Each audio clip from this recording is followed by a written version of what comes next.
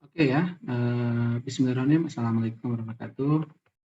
Pertama tentunya mari kita panjatkan puji dan syukur kepada Allah Subhanahu wa taala yang hari ini kita masih diberikan kesehatan ya, nikmat yang luar biasa lah semuanya ya. Kita selalu bersyukur pada Allah Subhanahu wa taala. Oke ya, hari ini kita lanjut di mata kuliah jaringan komputer, yaitu kita akan bahas tentang apa itu file saver dengan Samba ya. Jadi di dalam jaringan adalah salah satu kebutuhan yang mendasar ya, yaitu bagaimana dengan jaringan itu kita bisa berbagi atau sharing data, sharing file ya. Nah, pengalaman saya yang paling simple, kemudian security-nya, pakai user friendly dan sebagainya, terus bisa multi OS dan sebagainya, yaitu dengan aplikasi Samba Server namanya ya. Walaupun di Windows Server 2003, 2012 dan sebagainya sekarang tetap ada Windows Server, tapi itu adalah untuk sama Windows saja. Nah, tetapi bagaimana kalau jaringan kita ada yang menggunakan Linux, ada yang menggunakan macam-macam ya, OS-nya gitu ya. Nah, itu kita bisa menggunakan file Samba gitu ya. Sehingga jaringan kalau lokal area antar Windows kan bisa langsung sharing begitu saja ya karena sudah sama Windows. Tapi bagaimana ada file server yang kita kelola oleh server, yang kita bisa atur usernya, yang kita bisa atur privilege-nya. Nah, itu yang sangat murah, terus sangat reliable, kemudian insya Allah aman dari virus, yaitu kita menggunakan file server dengan Samba. Ya, oke ya. Hari ini yang kita akan bahas tentang bagaimana file server dengan Samba, gitu ya. Itu pengalaman kita. Nah, Samba ini adalah salah satu aplikasi di mana bisa menjembatani ya file server atau sharing file dengan berbagai operating system. Ada Windows, Linux, CentOS dan sebagainya gitu ya. Jadi bisa cross border antar OS gitu itu. Oke. Nah, tentunya dalam mata kuliah ini harapannya kalian dapat memahami bagaimana konsep kerja Samba server, kenapa butuh Samba server, dan dapat memahami konfigurasi dan mengaplikasi Samba server gitu ya. Yang nanti kita akan bahas. Oke, materinya apa itu pengertian Samba server, fungsi Samba server itu apa, kelebihan Samba server itu apa, sampai bagaimana konfigurasinya di Sambanya gitu ya, aplikasi Sambanya. Oke, nah kalau kita bicara tentang Samba server gitu ya, nah Samba server di sini adalah merupakan program yang bersifat open source gitu ya, yang menyediakan layanan berbagi file atau file service, berbagi file dan berbagi alat pencetak atau print service. Nah, di mana resolusi name-nya dan NetBIOS dan pengumuman layanan adalah NetBIOS Service announcement atau browsing. Nah, sebagai sebuah aplikasi file server yang mengizinkan berkas alat pencetak beberapa sumber daya lainnya yang dapat digunakan oleh banyak pengguna keluarganya operasi Linux, Unix gitu ya, dan integrasi dengan sistem operasi Windows. Nah, itu salah satu keunggulan Samba ya. Jadi, walaupun sekarang banyak ya kita jual aplikasi ada di internet ya untuk sharing gitu ya.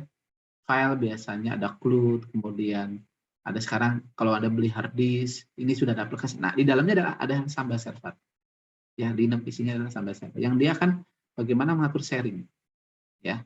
Nah, aplikasinya adalah Samba server. Kemudian membantu Windows dan komputer koeksis dalam satu network. Jadi bisa nyambung dari Windows sama Unix. Unix itu kan dalam turunan ada Linux segala macam, yaitu masuk dalam Unix. Nah, itu bisa saling tertukar file. Ya, bahkan kalau saya beberapa perusahaan klien saya itu betul-betul menggunakan Samba ya untuk sharing filenya semuanya. Kenapa? Lebih aman daripada virus karena Linux nggak diserang virus kan. Jadi datanya kita taruhnya di Linux, sharingnya menggunakan Samba, tapi bisa diakses oleh Windows. Jadi kelihatan sekali nanti kalau aplikasi ini yang kena virus tuh jadi berupa exe kan ketahuan.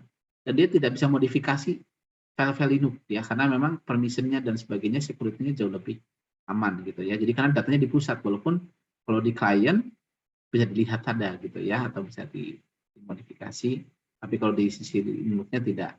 Nah, kemudian klien Unix atau Linux bisa mengakses file sistem Windows jelas, klien Windows bisa mengakses file sistem Windows jelas, kemudian mengintegrasikan autentikasi antara Linux dan Windows. Jadi autentikasi tadi kan masing-masing punya privilege ya, siapa yang bisa mengakses, read, write gitu, open gitu ya. atau misalnya execute gitu ya, yang bisa menjalankan executable dan sebagainya, itu bisa sama diintegrasikan atau referensinya. Seperti itu. Nah, kemudian fungsi Samba berfungsi sebagai penghubung antara sistem operasi kita tadi, keluarga Unix dengan sistem operasi Microsoft. Gitu zaman dulu kan masih ada zaman NT gitu ya. Dulu masing-masing OS nggak nyambung gitu ya. Nah, yang mengintegrasikan adalah salah satunya Samba. Nah, Samba Server juga berfungsi sebagai PDC atau Primary Domain Controller yang betujuan untuk melakukan validasi kepada sistem klien bergabung. Jadi ada Primary Domain Controller, jadi kita bisa data usernya siapa, punya akses apa dan sebagainya, itu bisa menggunakan Samba Server. Kalau di Windows kan kiri kanan everyone ya, sharing everyone. Nah, usernya harus didaftarin satu-satu kalau lokal ya. Tapi kalau pakai Windows 7 juga bisa seperti ini, namanya PDC. Tapi agak jauh lebih rumit ya. Pengaturan jelas ya, hanya itu berlaku untuk sesama Windows saja. Jadi kalau ini adalah multi OS seperti itu.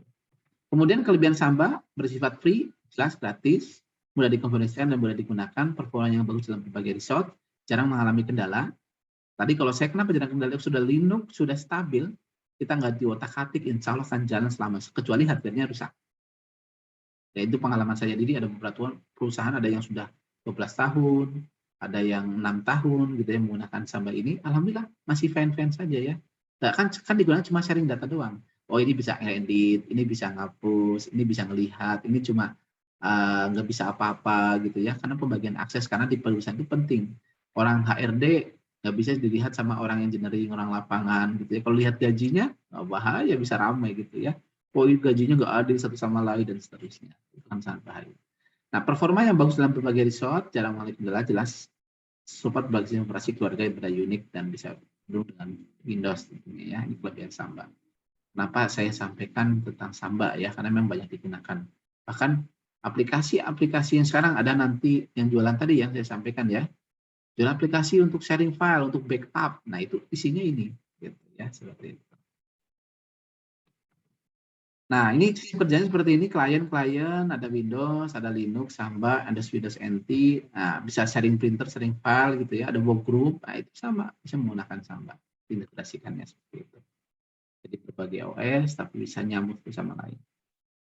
Nah, ini sharing disk ini kalau ini bolehlah screenshot tapi jangan dulu, tapi sama aja prinsipnya ya. Network, kalau kita klik network ya, nanti akan muncul komputer yang koneksi. Ya, kalau ini ayo pakailah, saya ini belum saya ganti yang lama ini ya. Seperti itu. Saya di service jadi di sini kelihatan. Kalau klik nanti apa file yang di sharing itu kelihatan. Windows melakukan drive mapping di Linux juga kelihatan. Misalkan, jadi seolah-olah kayak hard disk ya, padahal itu folder. Nah, itu sebutnya mapping drive. Ya, jadi folder ke dalam sebuah kayak seolah-olah kayak punya slot drive baru gitu ya. Disk baru, padahal itu adalah folder gitu ya. Itu bisa juga. Kemudian instalasi Samba. Nah, itu bagaimana sih instalasi Sambanya? Memang Linux yang komersial adalah namanya Red Hat ya. Memang berbayar, tapi bayarnya bukan untuk mengganti OS kayak Windows, tapi ini untuk supporting gitu ya. Nah, Samba telah termasuk dalam CD distribusi. Anda mau pakai Linux, Red Hat, Ubuntu, CentOS, apa boleh. Tinggal Anda add saja, add terima program. Kalau pakai yang berbasis GUI, nanti kalau misalkan berbasis Texel, tinggal ikutin aja panduannya, install Samba dan sebagainya gitu ya.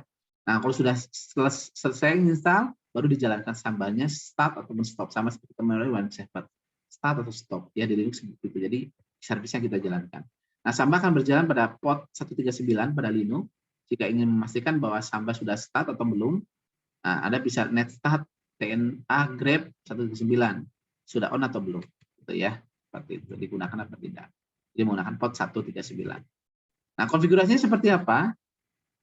Terletak di etc. Jadi kalau kalian mengkonfigurasi Sambanya itu berupa kayak teks ya, di file ini dibuka etc pakai teks gitu ya, open with boleh, nanti smp conf, nanti akan muncul konfigurasinya gitu ya, akan seperti ini. Nah, nanti isinya ini grupnya apa, mau apa, diisi apa, konfigurasi, tinggal Anda sesuaikan. Oh, mau grup itu grup dalam satu network mau apa, nama share-nya apa, nama yang akan kelihatan di jaringan lain, atau kalau komputer lain orang melihat itu nama filenya apa, bisa jadi berbeda ya, nama foldernya di isinya aslinya X, di yang kelihatan di jaringan itu berbeda, itu sebutnya name share gitu ya. Nah, kemudian mempublish Samba tempe keluar enggak gitu ya. Nah, itu kalau guess oke, yes, maka dia akan larinya ke temporary sini. Ya. Nah, cuma langkah pertama adalah buat dulu directory yang di-share ya. CHMO 777. Ini CHMO 77 lah user agar bisa dikonfig administrator gitu ya. Seperti jadi bisa tergantung fungsinya mau jadi write dan sebagainya harus di CHMO 777 untuk mengubah propertiesnya lah. Kalau di Windows itu properties daripada hak akses daripada folder yang ada gitu ya. Nah, kemudian menggunakan user. Tadi untuk sharing foldernya, menggunakan user dalam Samba tidak sama dengan user sistem pada etc dan password. Jadi berbeda ya, user Samba dengan user itunya berbeda. Walaupun nanti bisa diintegrasikan. User Samba harus dibuat dulu menggunakan SMB password. Jadi nanti kalau mau bikin user, misalnya contoh gini, SMB password, Steve namanya user namanya. New SMB password, passwordnya apa? Steve ini. Ya, masukin password ulang, kemudian add user step. Jadi step user sudah bisa ditambahkan. User step sudah dibuat dan bisa digunakan untuk di-connect ke Samba. Gitu ya. Tetap bikin user di Samba ya, seperti itu. Kemudian komunikasi menggunakan global. Nah, encrypt password, Samba password file. Jadi ini yang nanti akan bisa diakses dengan menggunakan ya passwordnya di encrypt, gitu ya. Jadi orang nggak bisa ngintip di tengah jalan seperti itu. Menggunakan Ethernet tadi ya, ada soft yang kemarin bisa sampaikan tentang ada banyak tool-tool untuk hacking gitu ya, Ethernet misalkan apa gitu ya, banyak sekali tool-tool untuk bisa melihat paket-paket yang dikirim dan seterusnya. Kemudian bagaimana membatasi jaringan? Jadi kita bisa membatasi yang sama dengan option berikut ini, misalnya contoh, kalau di global isikan IP diperbolehkan yang di allow, host allow, berarti allow apa host atau komputer atau jaringan yang diizinkan, dan isikan IP yang ditolak, misalnya diatur. Host allow-nya berapa? Yang diizinkan lah dari 220 sampai 233. Sekian misalkan ya. Nah, itu berarti IP ini yang diizinkan aja, host allow yang diizinkan.